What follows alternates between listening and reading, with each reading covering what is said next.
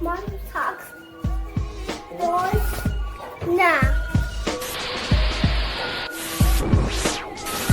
Macho talks sports. Macho talks sports. Macho talks sports.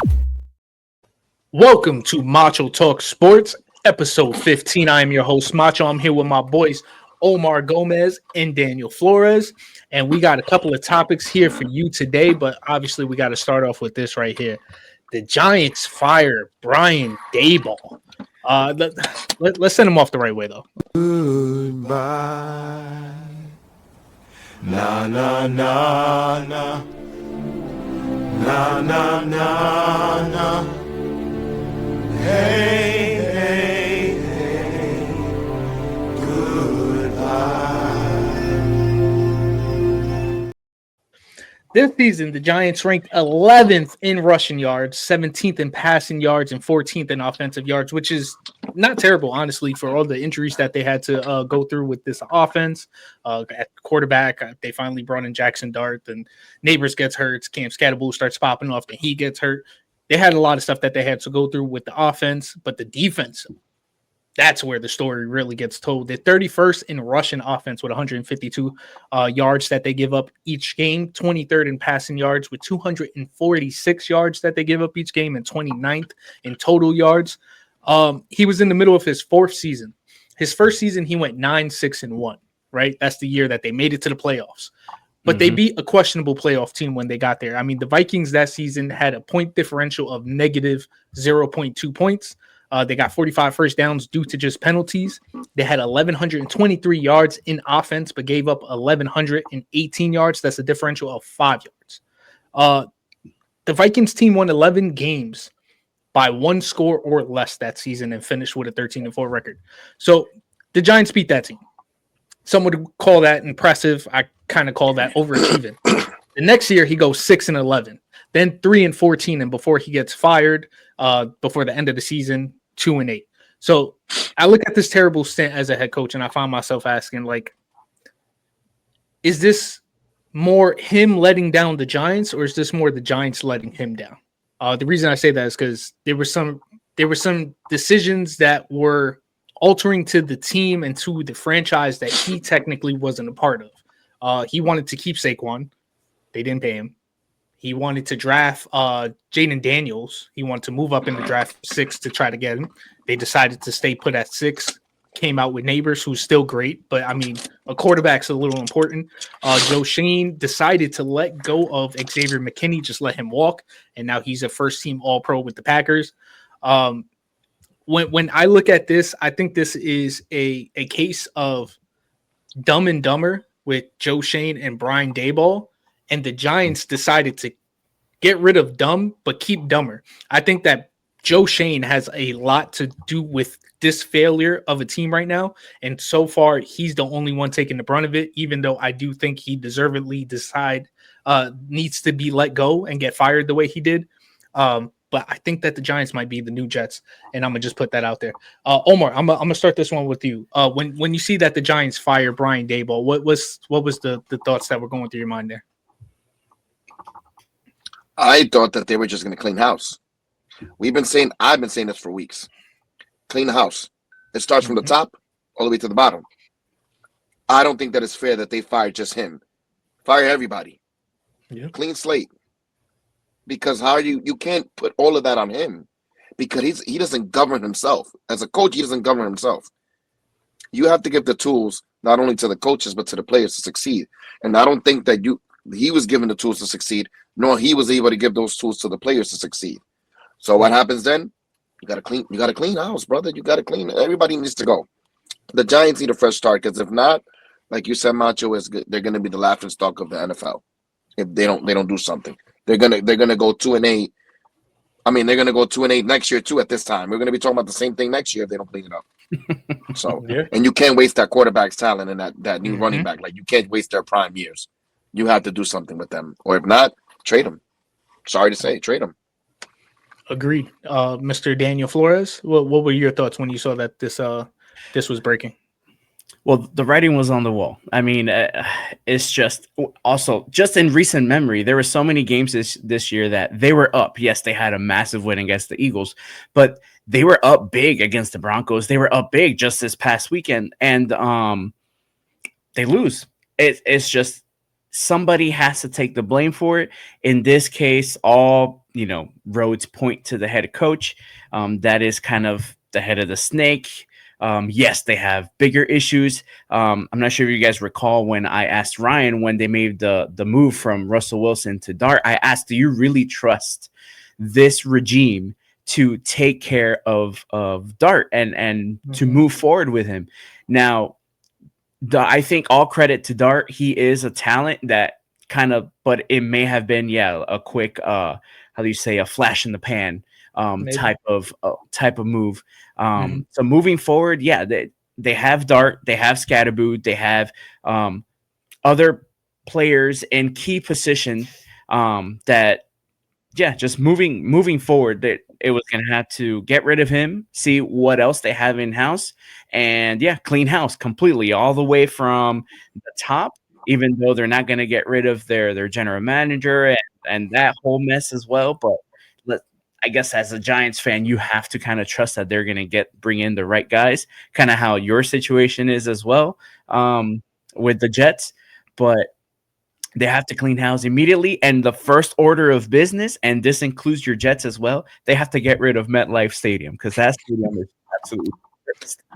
I'm hoping so. I mean, I hear a lot of rumors that they're trying to do something in Queens, and it's going to be in a couple of years because they have a lease. I know, at least from the Jets side, they have a lease at this stadium, and for some reason, the prices for the tickets keep going up on the Jets side, even though we suck. So, maybe it makes some sense, or maybe it's just money hungriness. So, I guess we'll find out in the future.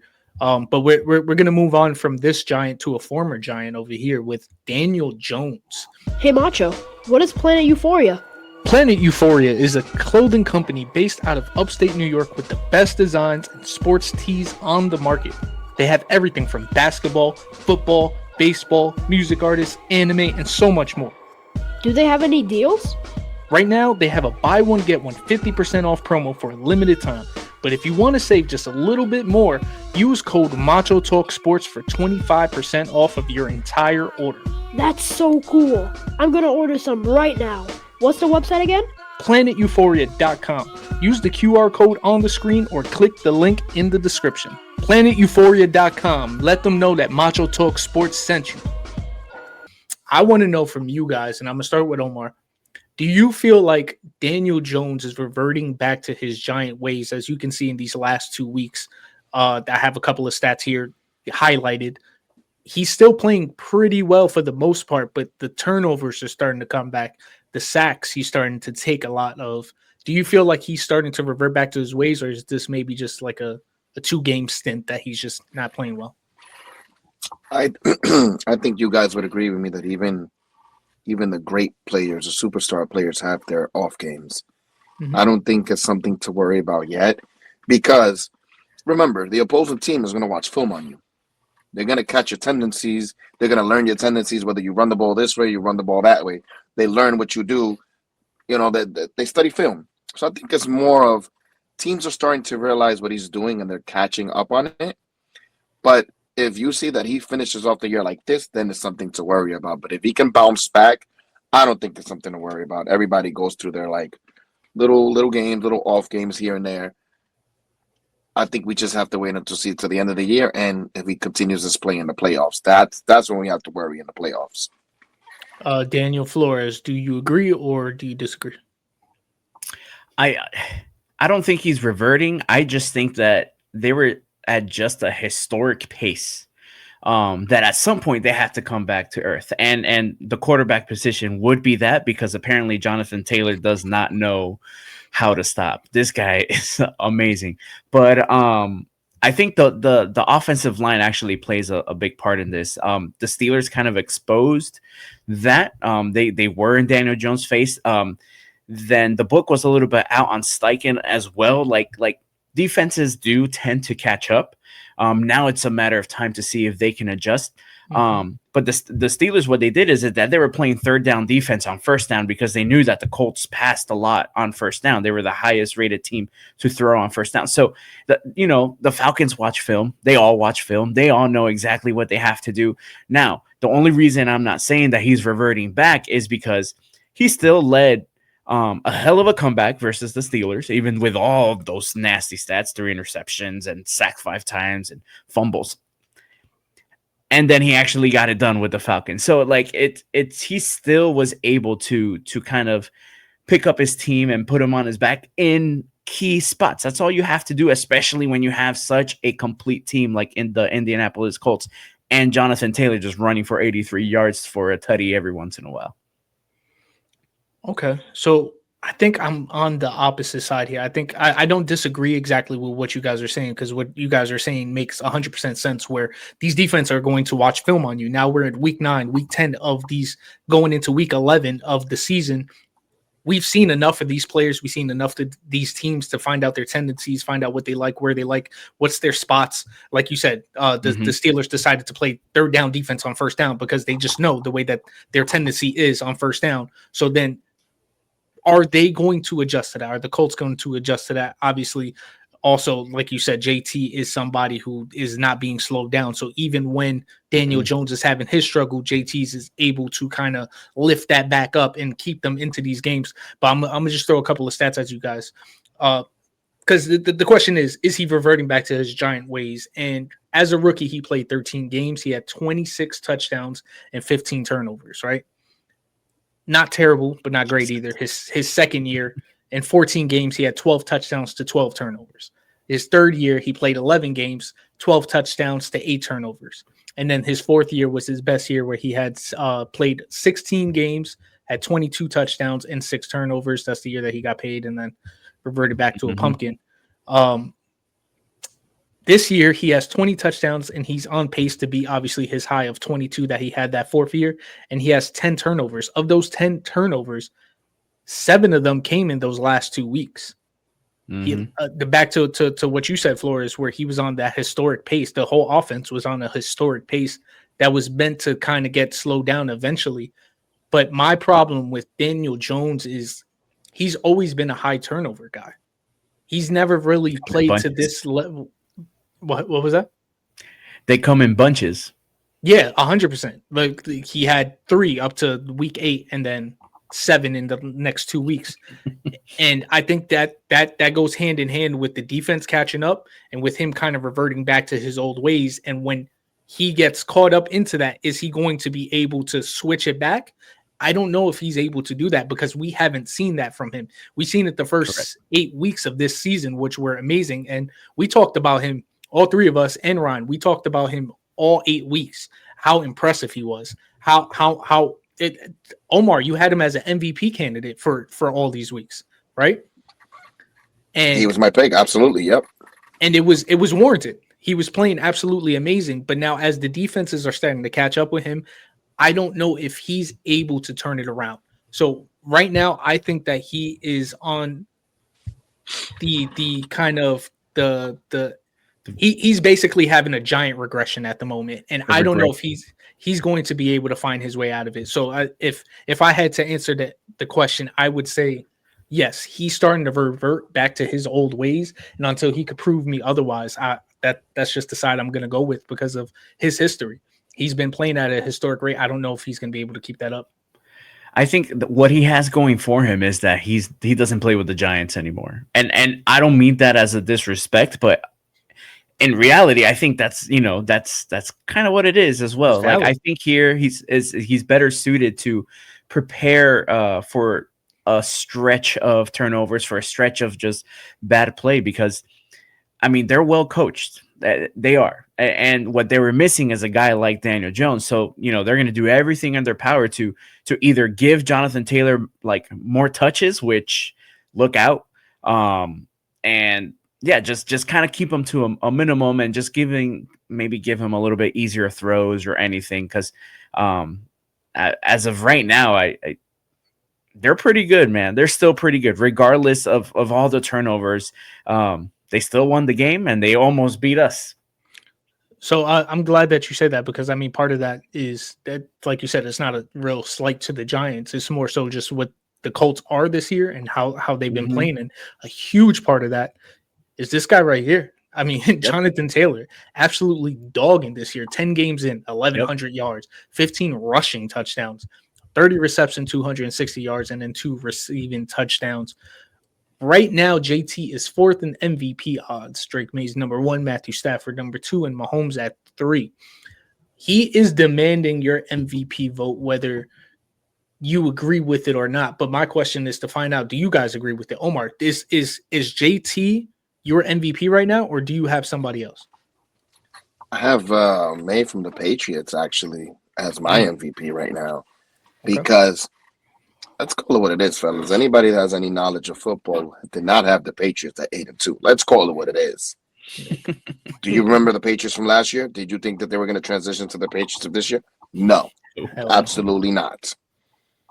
But like Flores said a couple of weeks ago, the Patriots just back in the day where they just pulled it out. They just out of nowhere they would get a win, and you would expect them to lose. And I think that they're going back into their old Bill Belichick ways of winning and a winning culture over there. And I think that's why I say May is my MVP as of now. I'm not mad at that. I mean, I'm mad at May being so good, but I'm not mad at your take. Flores, do you agree? Do you have May number 1? You have JT number 1 or somebody else? I have Drake May at number 1. And the reason why is because JT, yes, like absolutely killing it. But we just saw this with Saquon last year.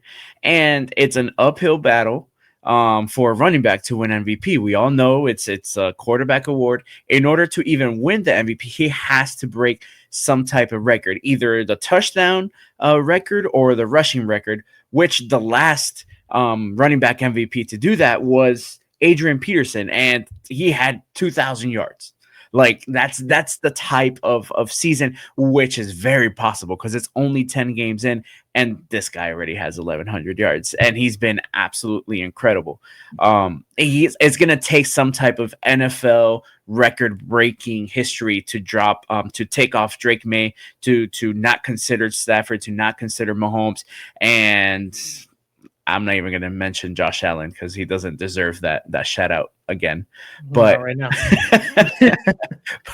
but so Drake May, I'm just going to go back to the Pats. They're good, man. They just beat a good Bucks team. Yes, a hurt Bucks team. But even in a game like that where it felt like the Bucks were at home kind of controlling, just mucking up the game, the Patriots just found a way. They found a way. Drake May just continues to hang in the pocket and just delivers absolute dots, anticipating absolutely everything. 8-2, like Omar said, nobody anticipated this from them. And that's what an MVP does. He elevates the entire team, the franchise, and completely out of left field. And once again, we're stuck with the Patriots being good. So I agree with you guys where Drake May is number 1 right now, but at the end of the season, I still have Mahomes to win it all. But to focus a little more on Barkley, on JT, I'm actually going to use Barkley as a reference because last year he had an historic year. He could have broke that record, but they decided not to play him that last game, right? So Barkley last year, he had 2,283 total yards, 15 touchdowns, and 16 out of 17 games. Do you guys know how many first place ballots he left with that year? I do not know. 0. He got no votes to be number 1 overall. Wow. Not one, which is absolutely insane with the historic season that he had and capped it off with the championship at the end. At the end of the day, the MVP is always going to be a quarterback award until somebody does some like never before seen stuff. And as amazing as JT is playing right now, this isn't that yet. There's still a lot more games to go. So maybe he kind of changes it. But as of right now, I understand Drake May at number 1, but at the end of the year, I think that Mahomes is going to catch up to him.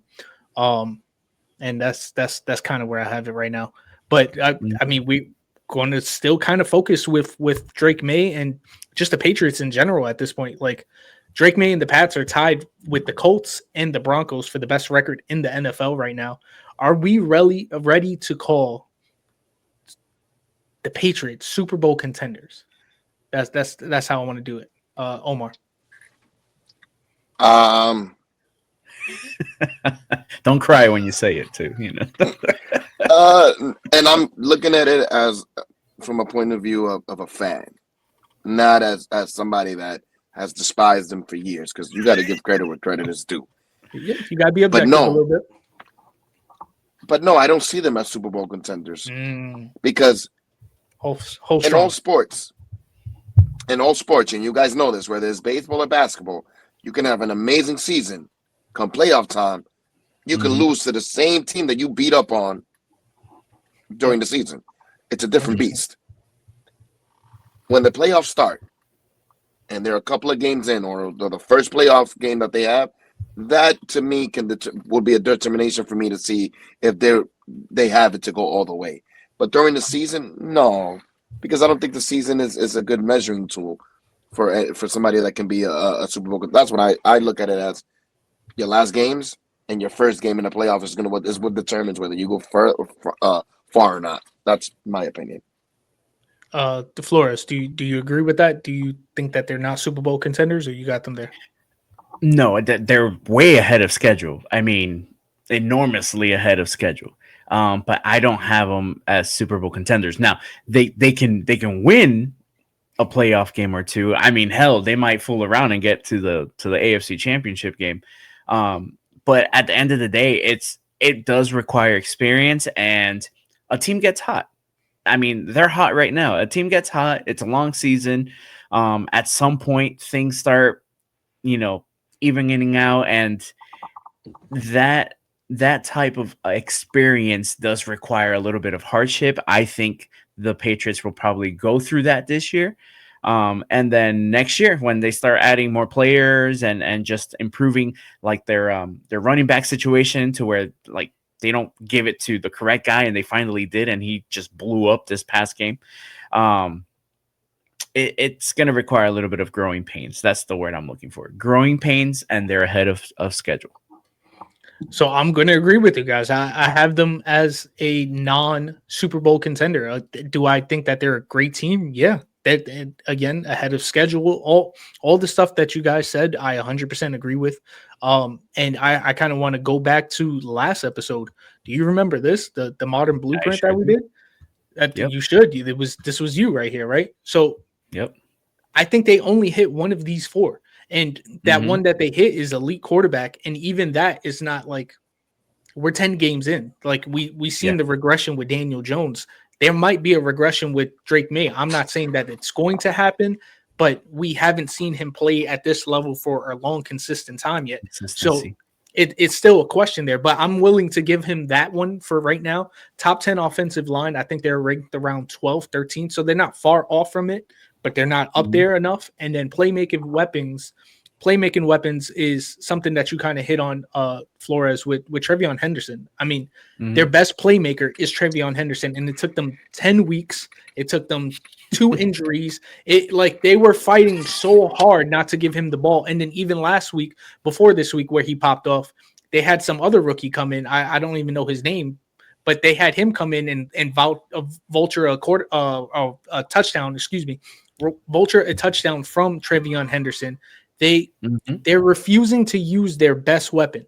And that brings me down to creative coach. I'm starting to think that Josh McDaniels is not a creative coach. His best years were not creative coach, I guess coordinator, but I mean he's responsible for their offense. Yeah. His best years were with the Patriots.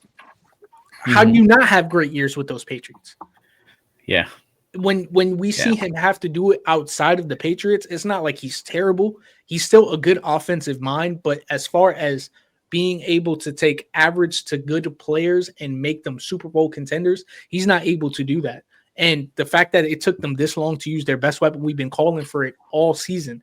It's just they're rubbing me the wrong way as far as Super Bowl contenders. As far as good teams, I don't like to give them that, but being objective, they are a really good team. Again, they're 8-2. You know what I'm saying? Like They have some really good wins under their belt. It's not like they're just beating up on bad teams. So I have to give them credit when it comes to that. But as far as being a Super Bowl contender, I'm just not there yet, man. I'm not there yet. Excuse me, let me turn that off. Did you guys want to say something about that? No, I definitely agree. I mean, kind of like segueing into the next slide here. The rush yard defense.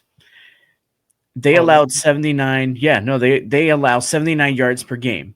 So then that's where now you can switch over.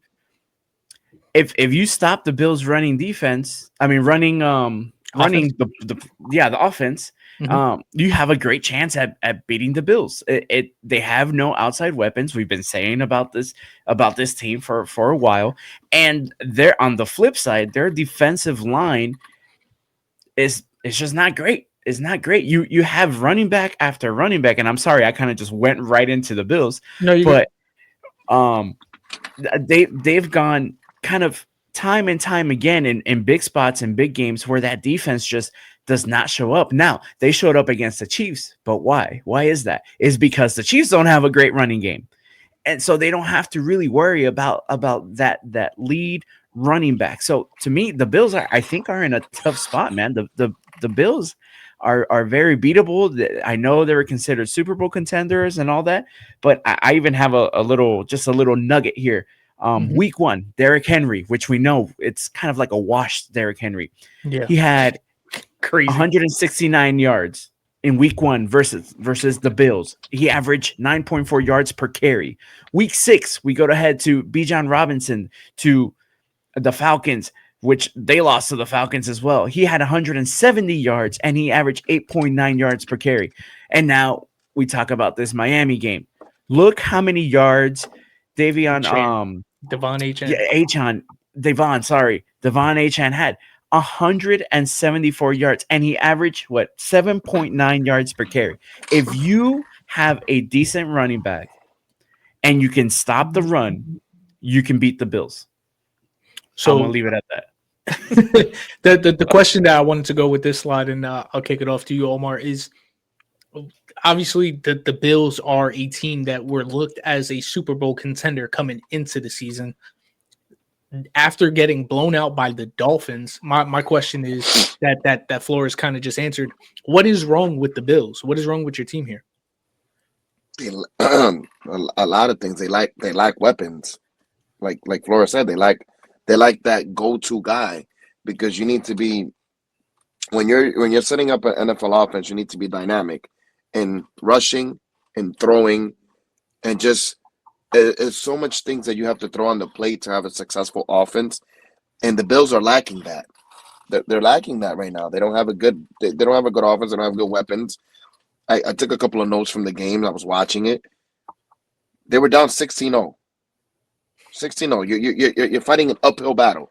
When you go down 16-0, you're fighting. You have to work twice as hard to even get close to tie the game. You don't play in the NFL like that. The three turnovers. I was just sitting. I was just like, why? It was just stupid turnovers. Turnovers hurt all the time. I always say this on the show.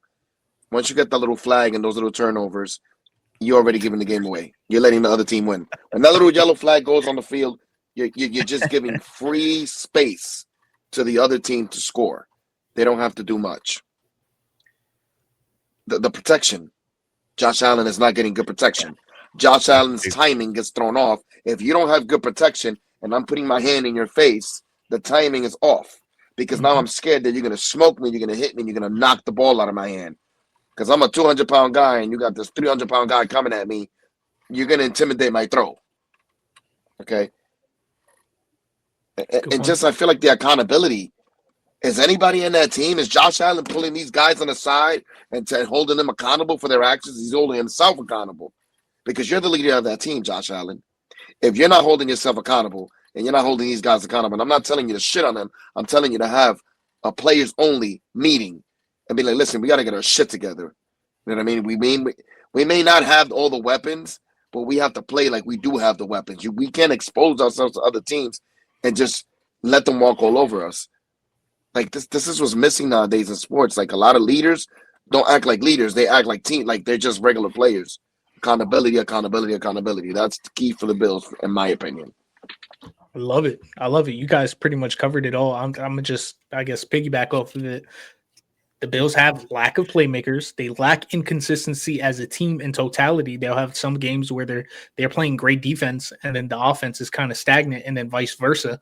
And there's no consistency from opponent to opponent. Like where you see that they have good games, and then they go against a bad team like the Dolphins, you would think that they'd be able to replicate it, and they just can't. And a lot of that is due to inconsistency, and then a lot of that is due to what Daniel was saying with the running game on both sides of the field, offense and defense. If you can run on them and you can stop James Cook, you can beat the Bills. You don't have to be this amazing team. You don't have to be this have amazing weapons and crazy defensive playmakers. You just need to stop James Cook and run on them. If you can do those two things and make Josh Allen try to beat you, Josh Allen is great. But back to what Omar was saying, they don't have the great weapons that he can rely on. He can only do so much by himself. At the end of the day, he has to throw the ball to somebody. The person on the other side of the field has to make a play. And Shakur, he has good hands, but he's not a playmaker. Keon Coleman is a playmaker, but then he doesn't have the route running ability. So it's like they just have all these decent pieces, but they don't have that number one. So I'm just pretty much echoing what you guys say, and I think we all kind of agree when it comes to here. So we're going to move on from the AFC East and move to the AFC North. The greatest picture that will ever come out of the season is this picture right here. I'm telling you. The Steelers get blown out by the Chargers. I'll start with you, Flores, since this is your team. Is this going to be the first year that Tomlin has a losing record? No, because yeah. Go ahead. Because, right? Some call it mediocrity. Some call it balance. Mm-hmm. We call it Mike Tomlin football, baby. Dude, our team isn't bad. We're just consistently almost good. That's literally been that's us. Like we're not bad, but we're consistently almost good. And that's literally I gotta use that, Flores. Yeah, that's literally the Steeler football for the last 10 seasons. That's why all the jokes, that's why the 9-8s. That's why I have no points on this game. I saw this game and I'm like, of course, we just beat the Colts and now we're gonna lose to the Chargers. The week before, we lost to the Packers, and we actually played them well. I'm like, okay, maybe they're a good team, but who the hell did the Packers just lose to? The Panthers, or not the Panthers? To the Panthers, or who the hell did the Packers just lose to? Oh, to the Eagles, to the Eagles last night. But the week before, they had those ugly ass uniforms. So it's like the pajamas. with the fake the leather head type thing, but it's an actual like modern NFL. That was a case of like, you just as soon as you got off the bus, you already have an L. That's just how that went. But Aaron Rodgers' worst game of the season, followed up by a great game. Honestly, this one's probably the first one where we can actually blame the offense as a whole. The defense kind of did their job, but to this point, even in our wins, we're being outsnapped. The defense is out there more often than not, and it looks like any game that we have to win, we have to force 6 turnovers or 5 turnovers, and that's literally the only way we can win. But I'm confident we'll get it done.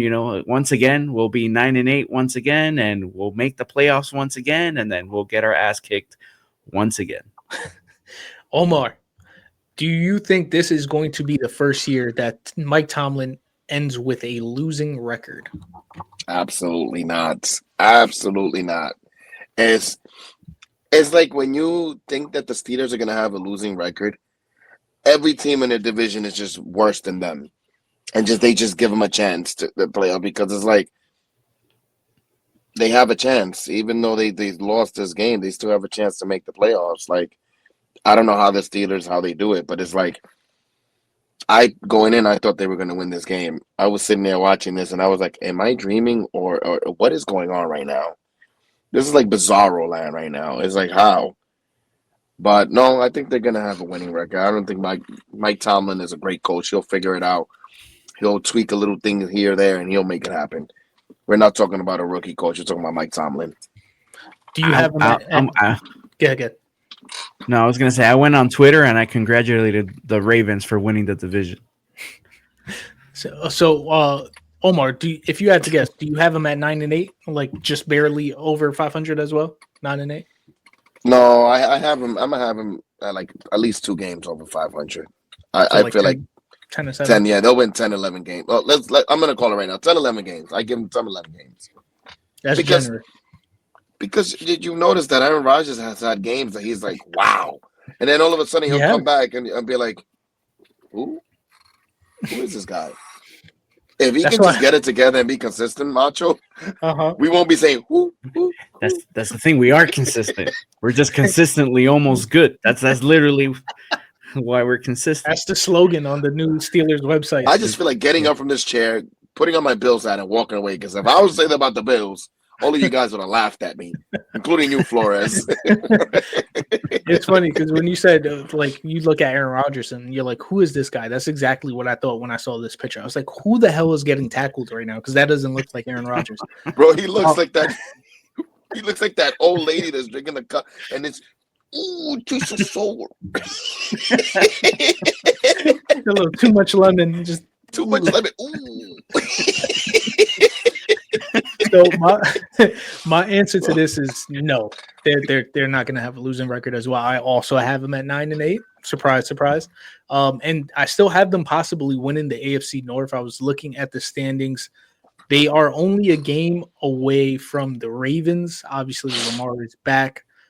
So they have to try to make sure that they close the gap as much as possible.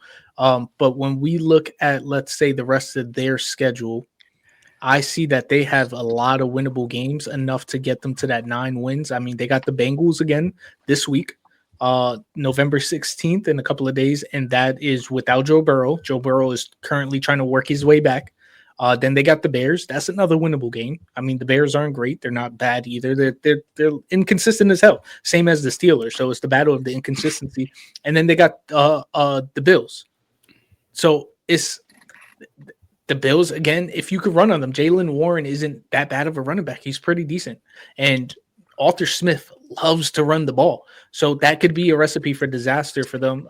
But I could also still see the Bills winning that one. So even if I give that to the Bills, the Steelers still have the Dolphins. They still have the Browns. Like, they have a lot of winnable games in here, enough to get them to that 9. And then when I look at the Ravens have the Browns. They have the Jets. They have the Bengals.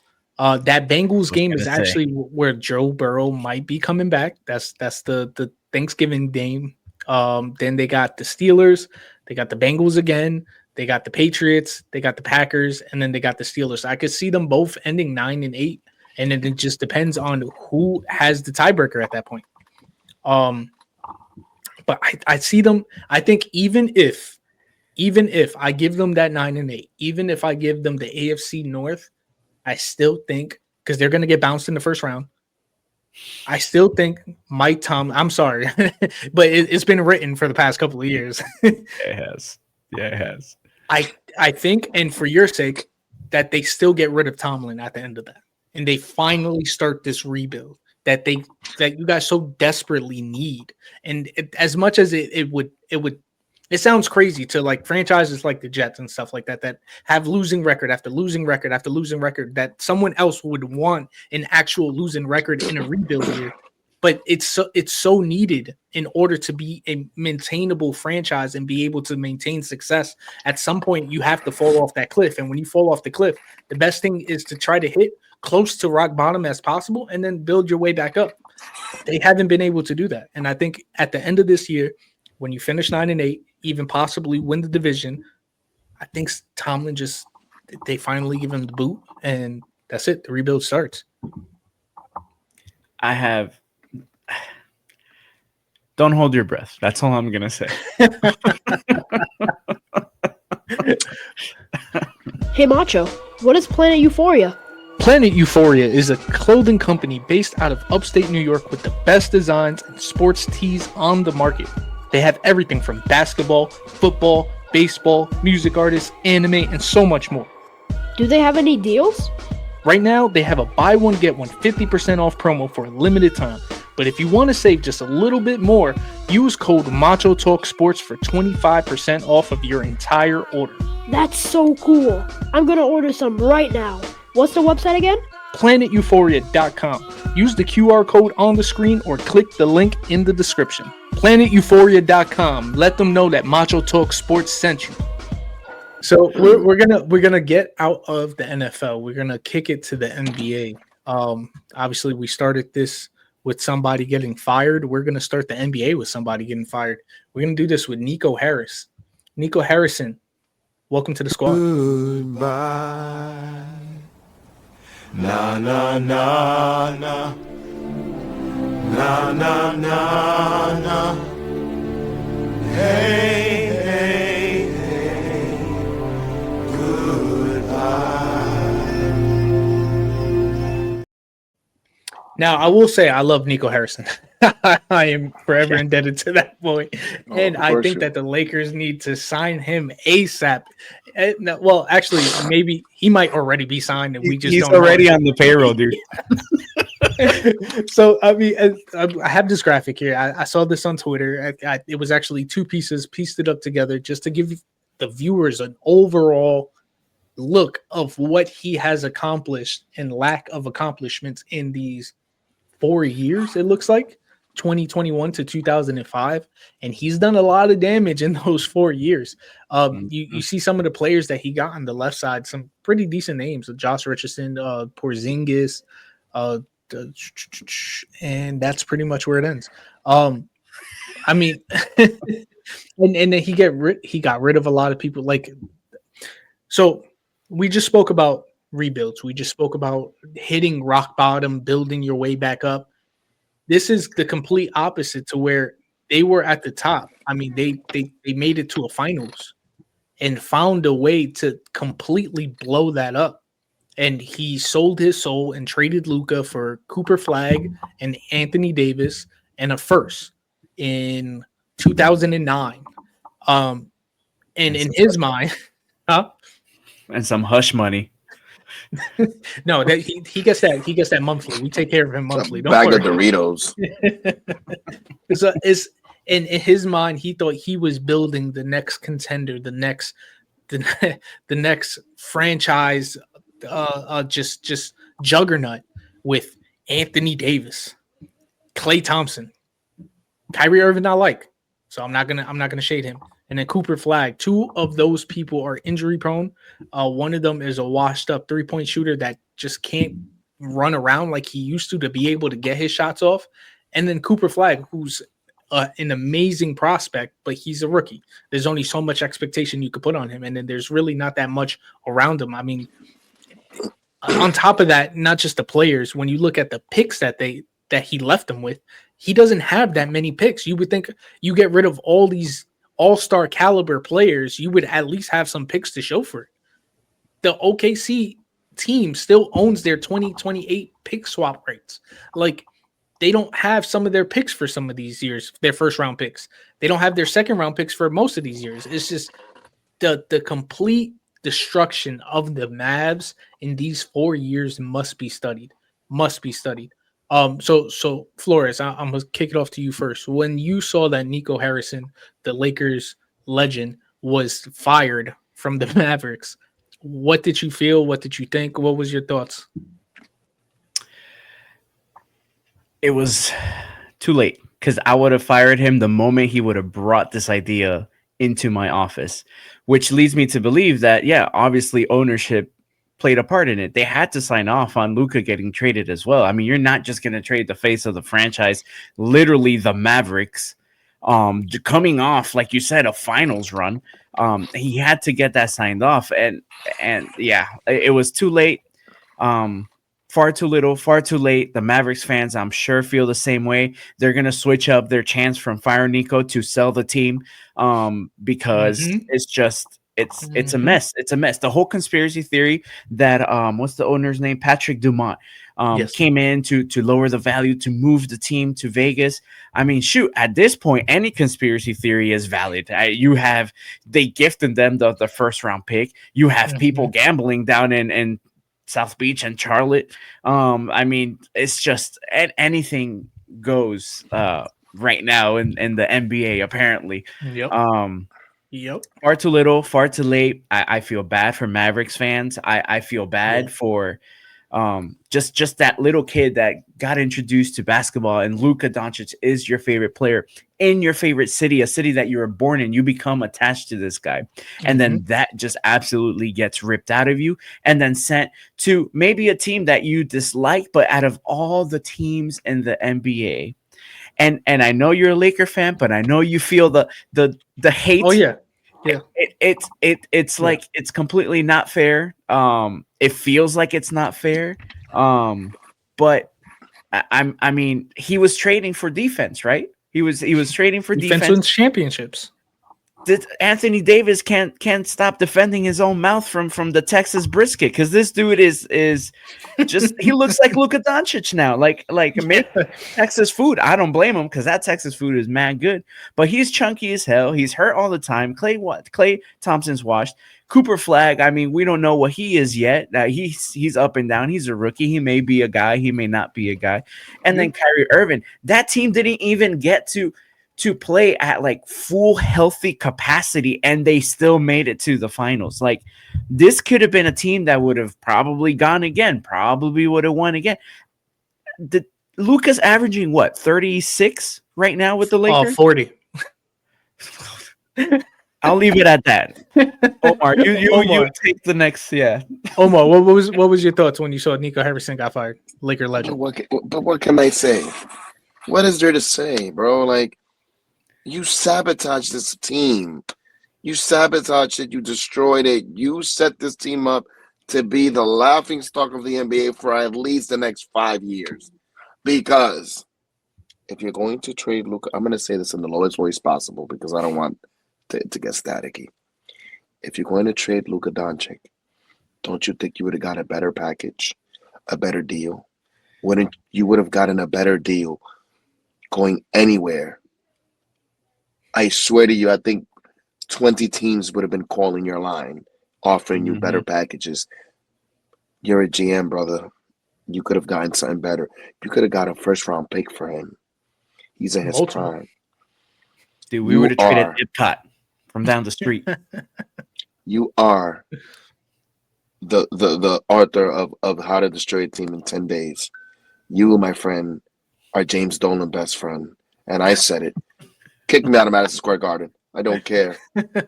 I don't care. Like, dude, I'm just goodbye, Dallas. Go to Vegas. Just pack up your bags. Go to Vegas. So I'm gonna disagree there. I think he got the best package available. I think it was an amazing trade for both sides. I just think that as much as he ruined this franchise, that one trade right there was really damn good. And he was trying to go for a championship. And you know what? You make me want to pepper spray myself. You make me really want to pepper spray myself into not just not watching this camera right now. Which one is my camera? Which one is my camera? I'm gonna spray myself. Sheesh. So what we're gonna do is we're gonna move on from Nico Harrison, Laker legend. We're going to go and I want to look at some of these standings here because there's two standings that really just stand out to me, and I want to talk to you guys about it. The first one is this team right here, man. Detroit Pistons are 9-2 right now with the second best record right behind the Oklahoma City Thunders, the defending champions. They have a pretty good points differential as well. It's not like they're just barely winning. Like if you look at the Lakers, who have a great record, we're just kind of getting by right now. The Pistons are playing really damn well. So I want to ask you guys: do you think that this is a team that was slept on? I'll start with you, Flores. Is this a team that was slept on in the beginning of the season? Not even the beginning of the season, the off season, or is this a team that's just currently overachieving at the point? I didn't sleep on them. I'm just gonna call it. We didn't sleep on them. I think all of Mhm. us had the Pistons. Ryan, Omar. I think all of us We picked had the them top Pistons. 4, I believe. Correct. Yeah. Correct. Yeah. If you watch ball, you would have known. Mhm. If you don't watch ball, like a lot of this ESPN writers and Excel boys and spreadsheet boys, you could have said, "Oh, Detroit doesn't have much. They're still young, whatever." Blah blah blah blah blah. I am jealous of Detroit because they are literally us, the Magic, Yeah, with with you guys were the supposed to be. Yeah. mentality that we should have carried over with this new regime. Now it's still a lot of basketball left, and yada yada. And Desmond Mhm. Bain did hit a big shot.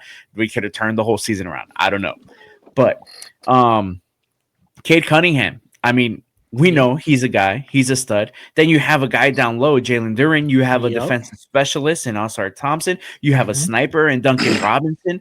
I Yep. mean, you have an enforcer and somebody off the bench that can give you points and defense and all that. And Stu, I mean, you Mhm. can go down the list of players and they all play hard. That is Mhm. the key. They all play hard. They all care. They all defend. And then you have a guy. You always need a guy, and Cade Yep. Cunningham is that in one of the most important positions in basketball at the Yep. point guard position. And they're good. They're good. Now, could this just be that they're just hot at the moment and all that? It could be, but they're also injured. I mean, Yeah. Cade Cunningham scored 46 yesterday. Yeah, he went But crazy. I think a triple double as well, right? probably it wouldn't surprise me because I think he was one of the only healthy guys along with Duran. Everybody else, I think, is a little bit banged up. No Tobias, I think, is the guy, which Mhm. Tobias actually fits that team very, very well. He does. He does, especially when he doesn't have to be, because I mean, he was paid to be the number one, like a max contract type player. Now he can be the number 4 best player on the team and still kind of do a little bit of everything. 46, 12, and 11 with 5 steals and 2 blocks. Like, sheesh. He's good. He's really good. He was a number 1 pick for a reason. Mhm. And he has that mentality. I mean, Detroit's good. We didn't sleep on them. Everybody else slept on them. So, Omar, do you think that they were a team that were slept on in this offseason, or is this a team that's just overachieving at the moment? They were slept on since last year. Let's call it what it is. That's a good point. Yeah. They've been slept on since last year. Nobody expected them to make the playoffs. Nobody believes in that in that talent. If you look at that team is young and talented. Yeah. But like Flores said, if these ESPN writers or whoever's in charge of watching basketball, they don't watch basketball. Because if you know anything about basketball, you don't sleep on the Pistons. They're gonna make the playoffs this year, and they're gonna be a scary team. They're the type of team that they can eliminate you in the first round easy.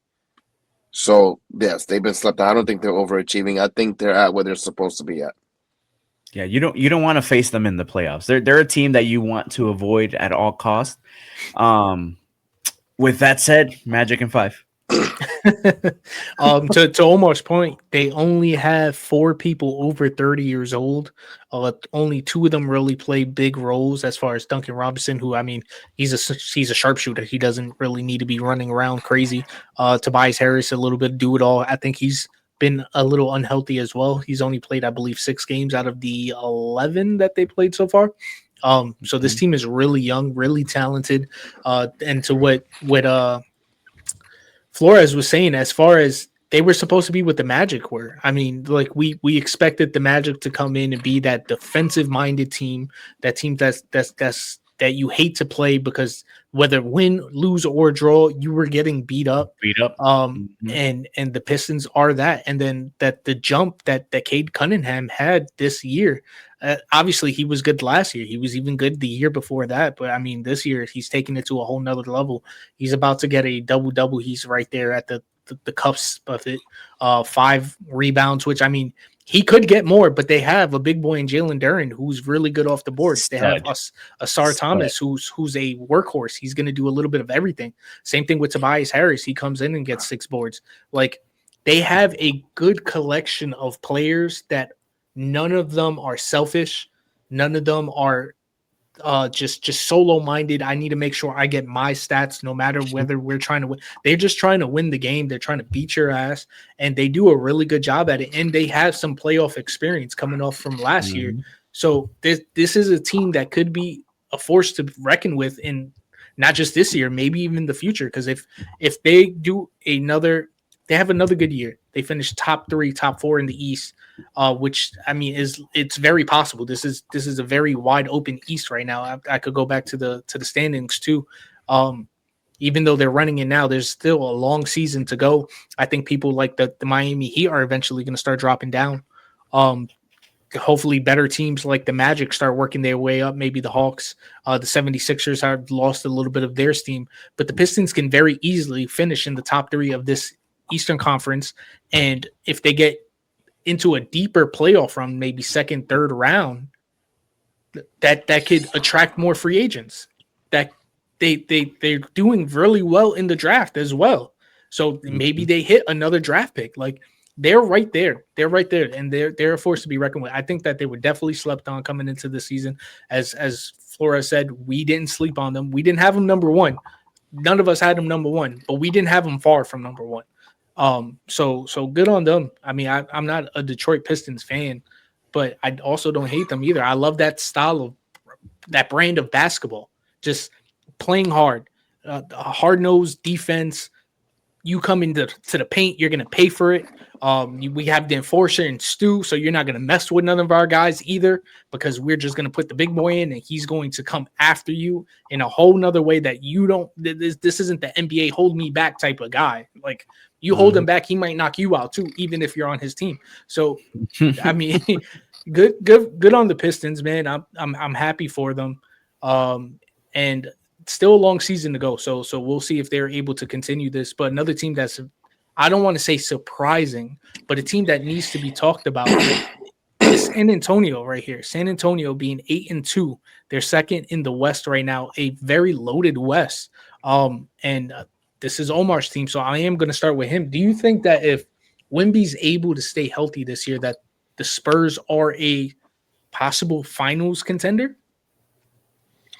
I'm going to go back to last year, right around the time that they acquired De'Aaron Fox. Uh-huh. I believe that if Wemby would have stayed healthy last year, they would have not the finals, but they would have made the playoffs. I think they would have made the playoffs. They were set up. They was when he got injured, they were like still in the mix of like I think the 8th seed. I think something like that. That finals. I wouldn't say finals. They can get to the second round if Wemby stays healthy, but that's a big if they stay healthy. And like I said to you previously on the pod, the season and the playoffs are 2 different things. Yep. Certain teams tend to lose steam, and certain teams tend to gain steam. So that's the thing as well. The Spurs are a good team, but can they keep the steam on and go into the playoffs and face the real beast of the West? Because the season doesn't matter. Because the season, you're going to catch breaks. You're going to play sub 500 teams all the time. You don't have to face, let's say, the Thunder in a 7-game series. You don't have to face the Rockets in a 7-game series. Like, it's different. Do I believe finals? No, I believe like they can make it to the second round if Wemby stays healthy. If that core can stay healthy, because De'Aaron Fox is injury prone as well. Right.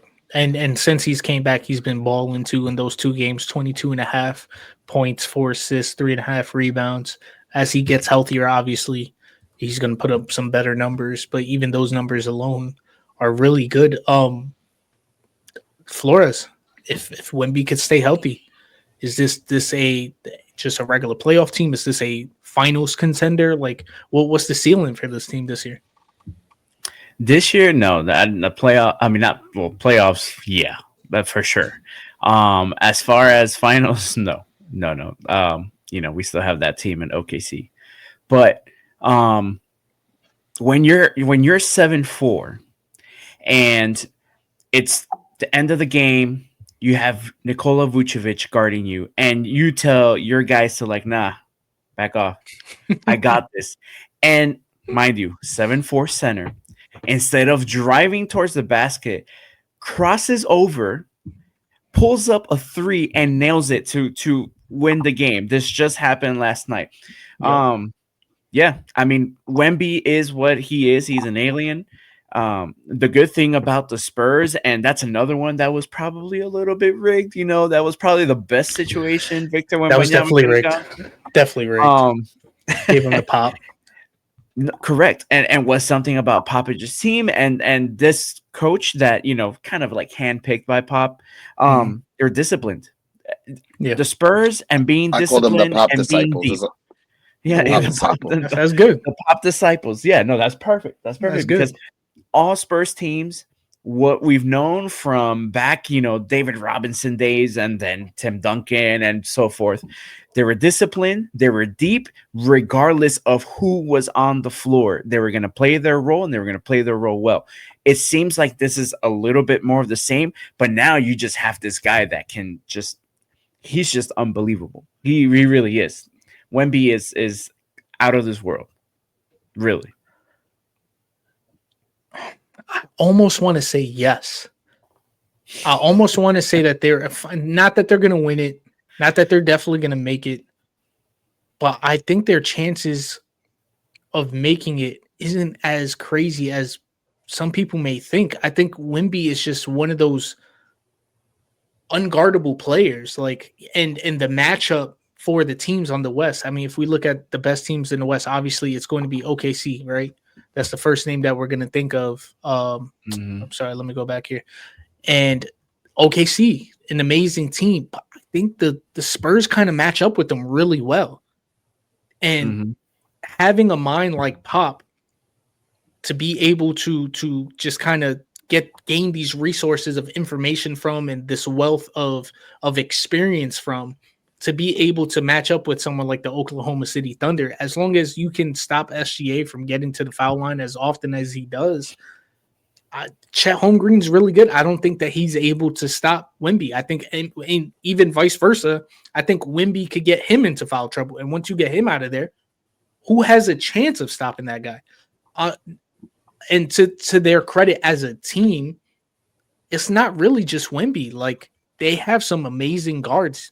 Fox could stay healthy. He's an all-star caliber team. And then they got Dylan Harper and Stephon Castle. So they're so damn good So and young. And then Devin Vassell, somebody who was forgot about, but before Wemby was there, he was putting up numbers too. He was the guy. He was that guy. Him and Keldon Johnson back and forth were those the guys. And now that the fifth and sixth best player on the team, that's something that's being overlooked a lot. And I would not be surprised if they're able to knock off OKC. Maybe not in the Western Conference Finals, even maybe if it's in the second round or something like that. Like, the matchup for them against anybody else is a automatic advantage to the Spurs because of what you guys have been saying. I mean, Wemby is absolutely amazing. And to the point that you said with that game last night, who's 7-4 waving somebody down, being like, no, just watch this. You heard of Steph, not even Steph Curry, you heard of James Harden before? I could do that too. He can do a little bit of everything. He's so damn good. He's so gifted and he's so young. He's only going to get better over time. With a little bit of hesitancy, I'm saying yes. They could possibly make a finals run. Are they going to do it? Definitely. Are they going to win it all? I'm not ready to say any of that. But that mismatch, that matchup, just nightmare for these teams is something that cannot be overlooked. So they're good. They're good. I can't put them in a finals run just yet. Understandable. Because at some point, it's a long season. Somebody is going to tweak an ankle, and then that's when the benches come into play and all that. It's just OKC is so freaking deep. It's just, yeah. I believe they're still doing it without Jalen Williams, too. Yeah, correct. Go ahead, Omar. But I think that OKC got exposed a couple of times in a couple of games last year. So the blueprint is out there how to get them. And no, you're right. They're a foul-seeking team. If you play good hands-off defense off OKC, there is no way that they can beat any team that's hands-off. A good defensive team, and like Macho said, you have a Popovich, a defensive-minded coach, that he still has a lot to do with the Spurs.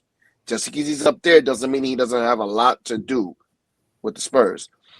You play good defense against OKCs, like Macho said.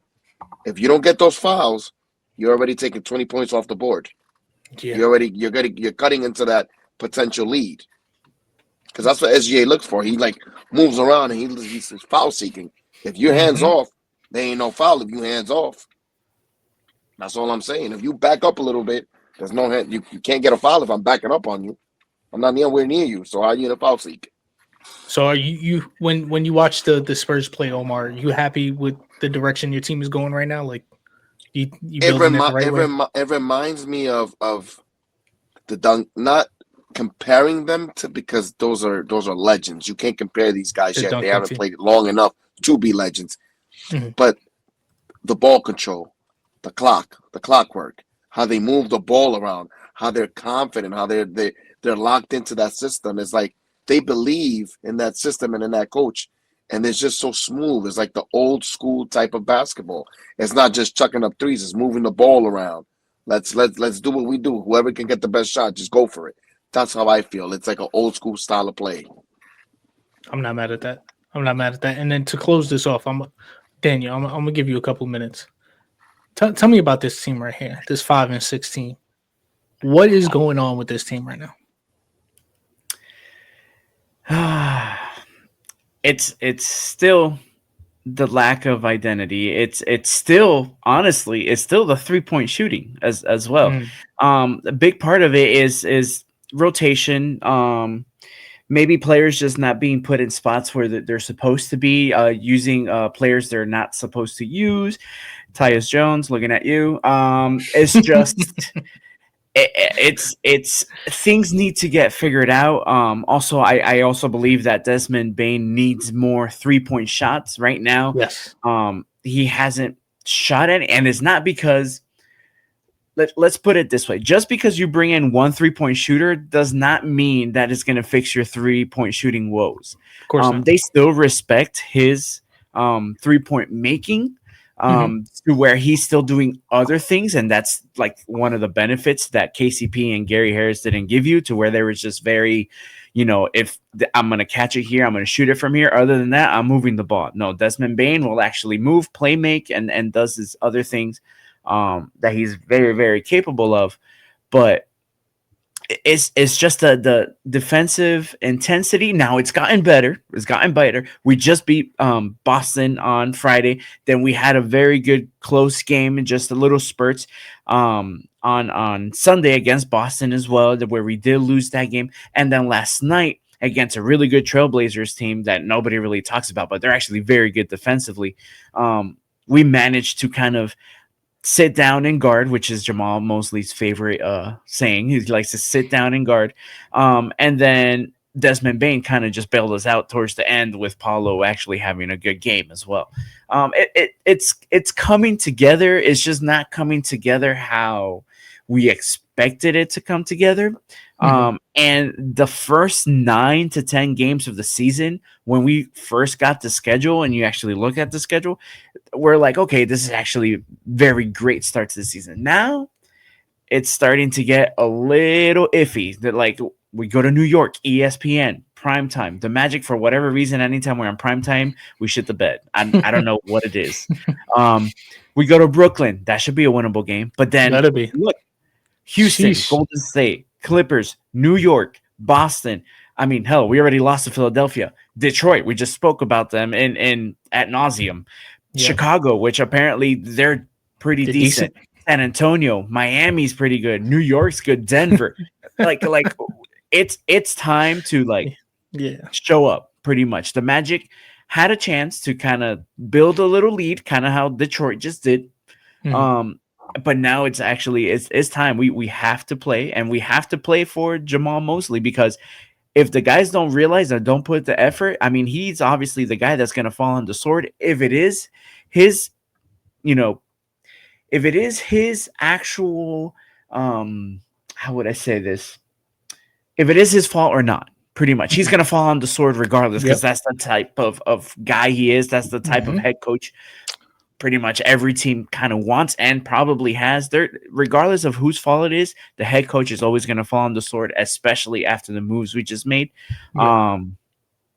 It's frustrating. We just haven't put 2 back-to-back games together to where we're like, wow, that was okay. Now we're playing Magic basketball. It's been a quarter here. It's been 6 minutes here. It's been half a game. It's been, 3/4 of a game. It hasn't been a full game to where we've played actual Magic basketball. And I'm hoping that with the momentum from last night, that opens up a little bit more confidence moving forward. And then the boys can kind of just start rolling from there.